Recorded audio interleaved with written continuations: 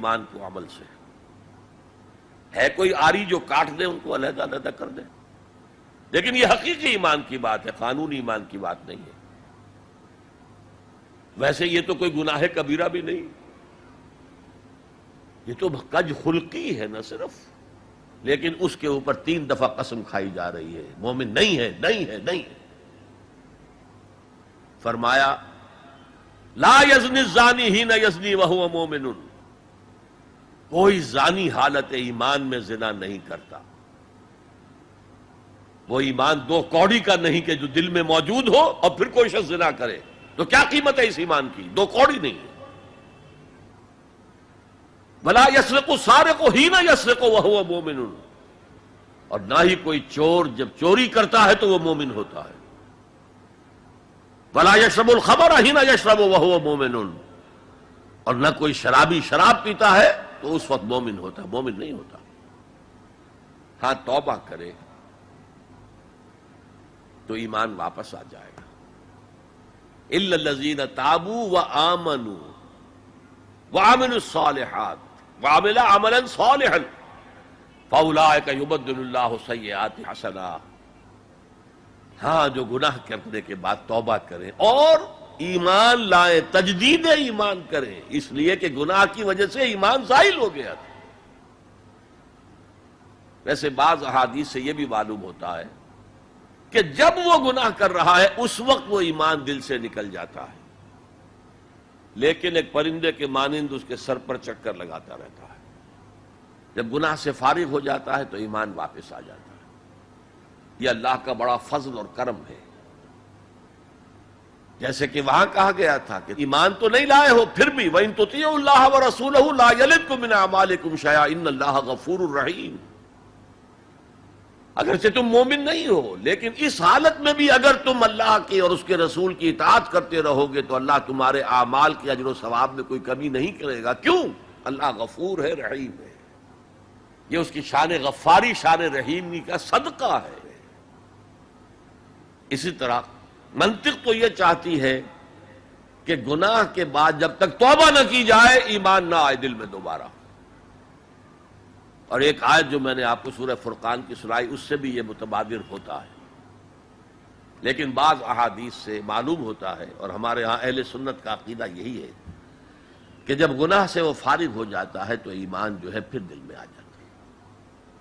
لیکن ایمان اور عمل صالح کا چولی دامن کے ساتھ ہے، آپ علیحدہ نہیں کر سکتے.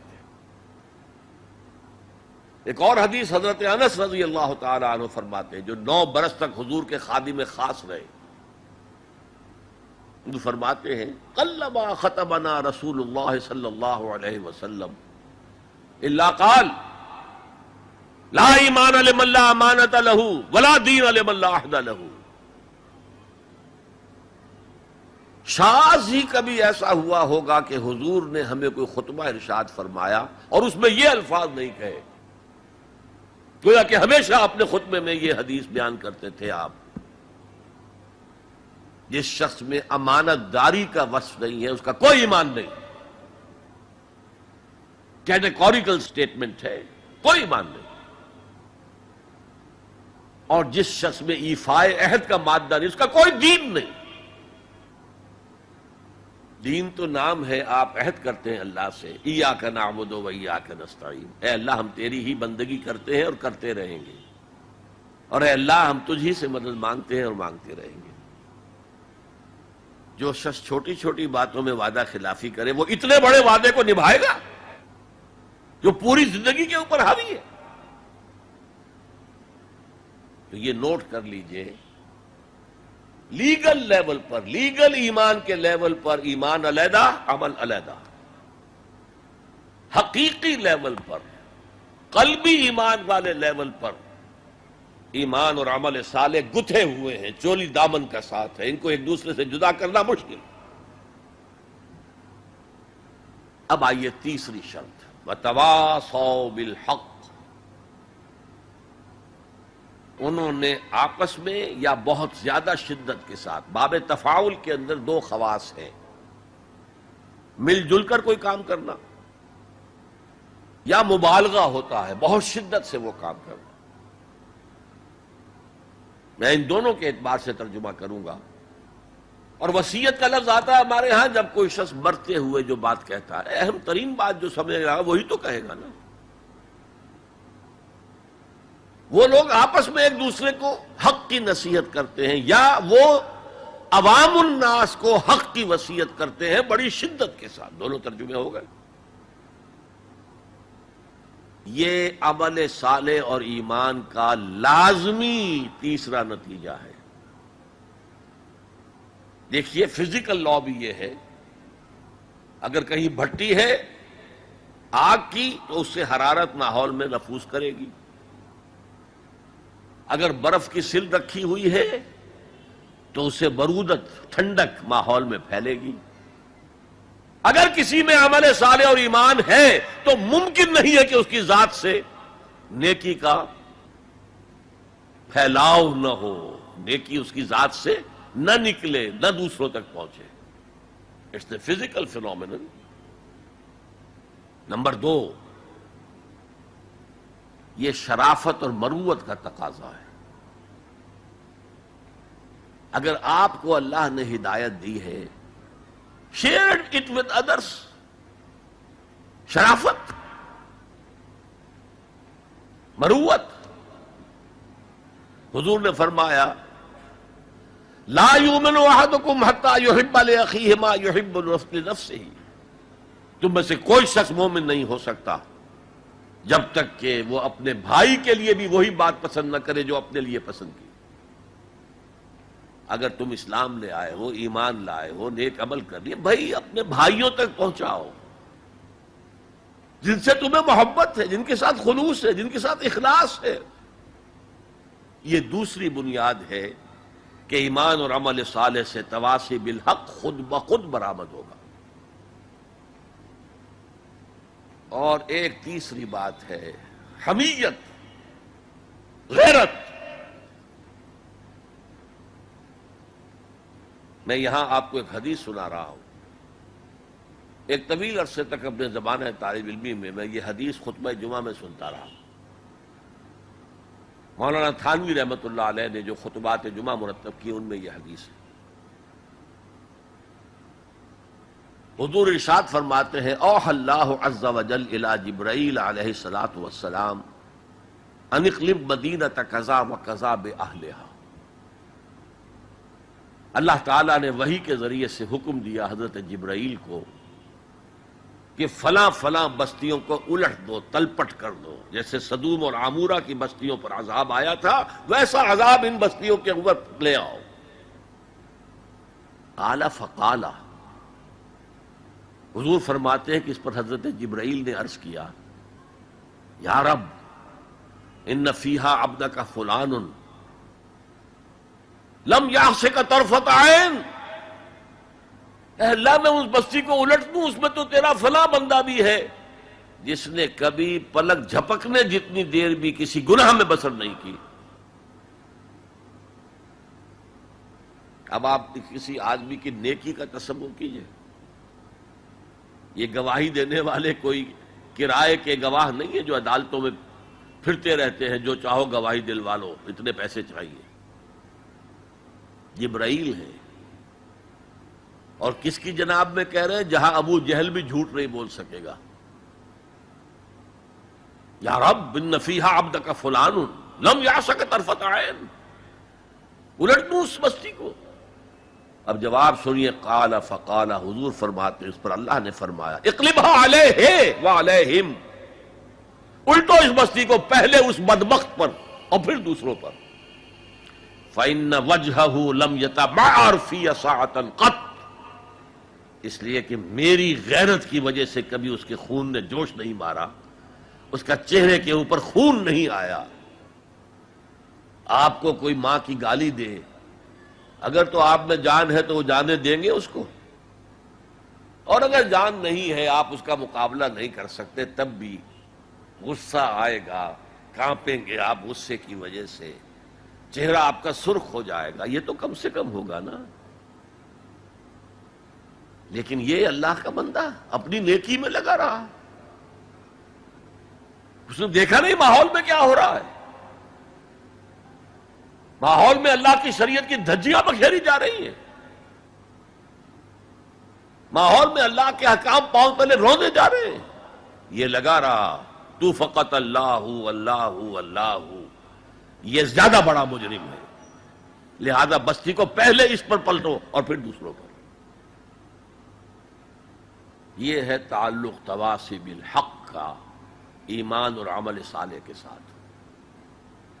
یہ میں پہلے عرض کر چکا ہوں، اس تواصی بالحق میں اصطلاحات بہت سی ہیں. حق کی دعوت دینا، اللہ کی طرف دعوت دینا حق ہے نا، اللہ کی ذات حق ہے. ذالک بأن اللہ هو الحق. تو تواصی بالحق میں کیا ہوگا؟ ادع الی سبیل ربک بالحکمۃ والموعظۃ الحسنۃ وجادلھم باللتی احسن. یہ بھی تواصی بالحق ہے. نیکی کا حکم دو، بدی سے روکو. تأمرون بالمعروف وتنہون عن المنکر، یہ بھی تواصی بالحق ہے. اور اس کے درجات کہاں سے کہاں تک ہیں. اگر بچے کہیں گلی میں کھیل رہے ہیں، کرکٹ کھیل رہے ہیں، آپ ان سے کہتے ہیں بیٹو یہ یہاں پر کھیلنے کی جگہ نہیں ہے، آپ کسی گاڑی کا شیشہ توڑیں گے، آپ کی گیند جو ہے اس سے کسی گاڑی کو نقصان پہنچے گا، کسی انسان کو چوٹ لگ جائے گی،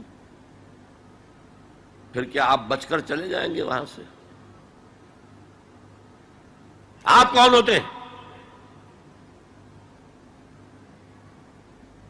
ہوگی کہ نہیں؟ ریزنٹمنٹ ہوگی کہ نہیں؟ کبھی بھی اس تواصی بالحق کو خندہ پیشانی سے نہیں سنا گیا، نہیں برداشت کیا گیا. اور اگر کچھ لوگ سمجھتے ہیں کہ ہم تواصی بالحق کر رہے ہیں، پھر بھی معاشرہ اس سے کچھ نہ کہے، انہیں کوئی تکلیف نہ پہنچائے، اس کا مطلب ہے انہوں نے حق کا کوئی ایسا حصہ لیا ہے کہ جو لوگوں کی دکھتی رگ کو نہیں چھیڑتا، اس سے بچ بچ کر چل رہے. اگر وہ حق کامل ہو تو باطل کبھی تسلیم نہیں کرے گا، باطل ریٹیلیٹ کرے گا. اب آپ سنیے ایک اور بات. یہ چھوٹا حق تھا کہ بیٹو یہاں نہ کھیلو، کسی گراؤنڈ میں جا کر کھیلو.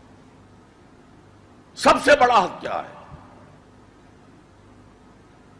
اس کائنات کا خالق، مالک اور حاکم اللہ،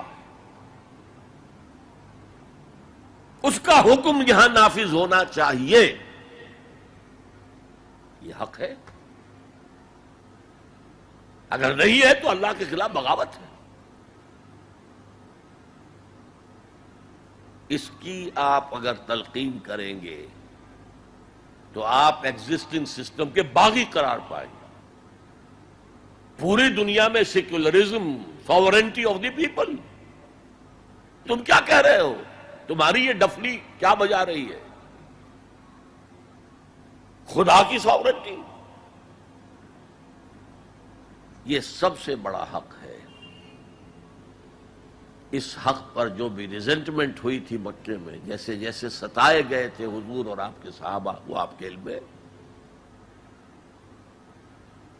اگر تواصی بالحق ہو رہا اور ریزنٹمنٹ نہ ہو تو پھر آپ حق کی تعلیم نہیں دے رہے، اس کے کسی ایسے جز کی دے رہے ہیں کہ جس سے کسی کو کوئی نقصان نہ پہنچتا ہو. بس یہ کوئی جینٹل مین ایگریمنٹ ہے آپ کا وقت کے نظام کے ساتھ. ہم تمہیں چھیڑیں گے نہیں، باقی ہمیں واز کہنے دو، کہہ جاؤ. اسی لیے فرمایا من رأى منکم منکرا فلیغیرہ بیدہ، جو شخص تم میں سے کسی منکر کو دیکھے، کسی بدی کو دیکھے، کسی خلاف حق بات کو دیکھے، اس کا فرض ہے کہ اسے طاقت کے ساتھ اپنے ہاتھ سے روکے. فإن لم یستطع، اگر اس کی طاقت نہ ہو، فبلسانہ، تو زبان سے تو کہہ دو کہ خدا کے بندے یہ کام نہ کرو، یہ غلط ہے، یہ حرام کام ہے، اللہ کے غضب کو دعوت نہ دو، یہ تو کہہ دو. اور اگر زبانوں پر بھی تالے ڈال دیے گئے ہوں تو پھر کم سے کم دل سے شدید نفرت کرو. اگر یہ بھی نہیں ہے تو پھر ایمان نہیں ہے.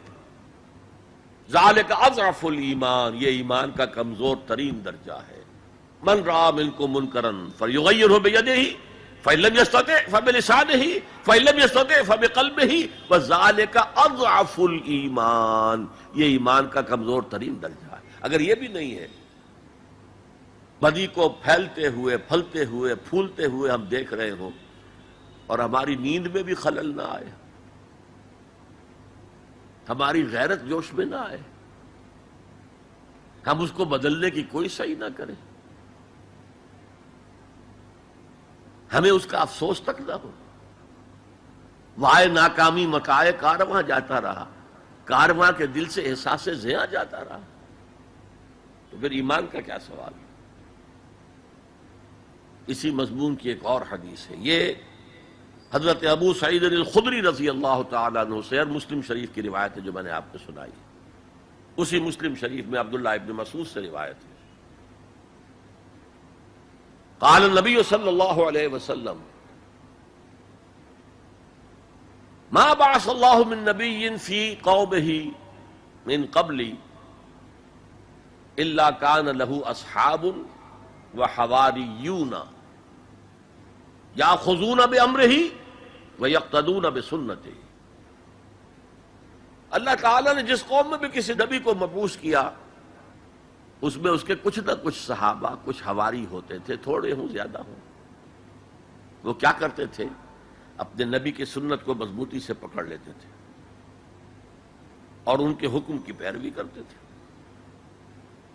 ثم انہا تخلف من بعدہم خلوف، پھر ہمیشہ ایسا ہوتا رہا کہ ان کے بعد ایسے ناخلف پیدا ہو گئے، یقولون ما لا یفعلون ویفعلون ما لا یؤمرون، جو کہتے تھے جو کرتے نہیں تھے، اور کرتے وہ تھے جس کا حکم نہیں دیا گیا. میلاد النبی کے جلوس نکل رہے، اللہ کے رسول نے حکم دیا تھا.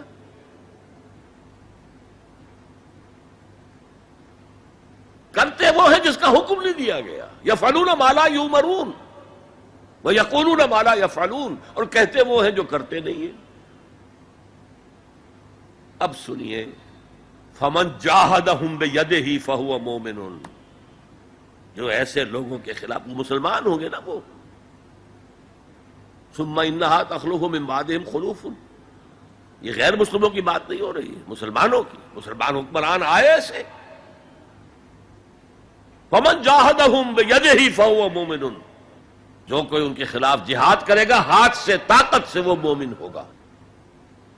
ومن جاہدہم بلسانہ فہو مومن، اور جو ان سے جہاد کرے گا زبان سے، وہ مومن ہوگا. ومن جاہدہم بقلبہ فہو مومن، جو دل سے جہاد کرے گا، یعنی دل سے شدید نفرت رکھے گا، فہو مومن، وہ بھی مومن ہوگا.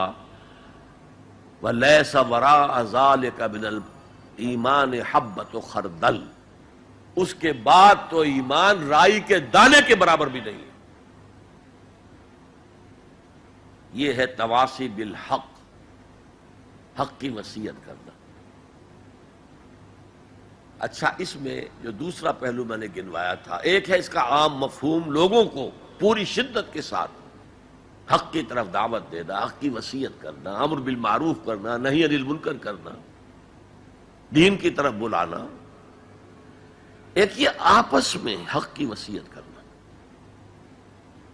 یہاں سے تصور ابھرتا ہے کہ جو لوگ ایمان اور عمل صالح کی وادیوں میں سے گزر رہے ہوں، انہیں ایک جماعتی شکل میں ہونا چاہیے، اور اس جماعت کی روح ہونی چاہیے تواصی بالحق. آپ کا ایک بھائی غلطی کر رہا ہے، روکیے اس کو. آپ کا ایک ساتھی اس کی کچھ ہمت جواب دے رہی ہے، اس کو حوصلہ دیجیے، اس کو بڑھائیے. یہ تواصی بالحق نہیں ہوگا تو جماعتی زندگی جو ہے وہ کمزور ہوتی چلی جائے گی. اس کو مولانا فراہی رحمۃ اللہ علیہ نے لکھا ہے کہ اس تواصی سے پہلے تو ایک جماعتی زندگی لازم آتی ہے، اور پھر نظام خلافت کا قیام لازم آتا ہے. اس لیے کہ ایک کام ہے یہ تواصی بالحق کا جو ہم اپنے معاشرے میں کریں، ایک ہے اس کا کام جو پوری عالمی سطح پر ہو. یہ عالمی سطح پر کون کرے گا؟ جب خلافت کا نظام قائم ہوگا تب وہ عالمی سطح پر ہوگا.